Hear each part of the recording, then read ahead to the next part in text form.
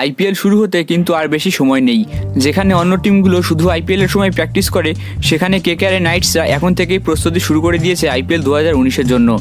বলবো এই সম্পর্কে সব কিছু ডিটেলসে, তো ভিডিওটি শেষ পর্যন্ত অবশ্যই দেখুন। এবং আপনি যদি আমার চ্যানেলে নতুন হয়ে থাকেন এবং কেকেআরের একজন ডাইহার্ড ফ্যান হয়ে থাকেন, তাহলে এক্ষুনি চ্যানেলটিকে সাবস্ক্রাইব করে পাশের বেল আইকন অবশ্যই প্রেস করুন। তো চলুন বন্ধুরা, ভিডিওটি শুরু করা যাক।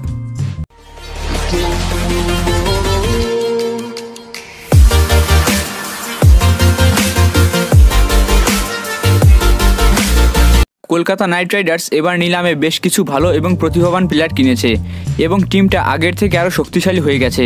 আইপিএল 2019-এর কথা মাথায় রেখে কেকেআরের কিছু প্লেয়ার যেমন রবিন উথাপ্পা, নীতিশ রানা, শুভমান গিল এবং শ্রীকান্ত মুন্দে কেকেআর একাডেমিতে জমিয়ে প্র্যাকটিস করছেন।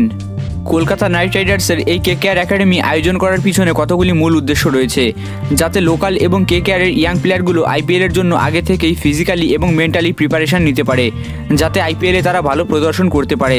এই কেকেআর একাডেমির দায়িত্বে আছেন অভিষেক নায়ার এবং ওমকার সালভি।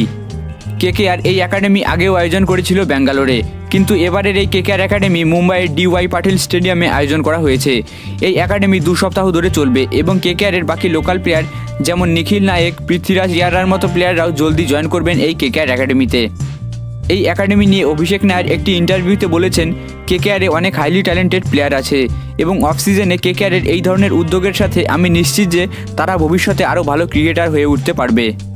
তো বন্ধুরা, আমার মনে হয় কেকেআরের এই উদ্যোগ কেকেআরের প্লেয়ারদের অনেক সাহায্য করবে এবং আইপিএলে তারা ভালো প্রদর্শন করবেন। আপনাদের কি মনে হয় কেকেআরের এই ক্যাম্পেইন কতটা হেল্প করবে তাদের প্লেয়ারদের? নিচে কমেন্ট করে অবশ্যই জানাবেন এবং চ্যানেলটিকে সাবস্ক্রাইব করে পাশে বেল আইকন অবশ্যই প্রেস করবেন। তো ভিডিওটি দেখার জন্য ধন্যবাদ বন্ধুরা।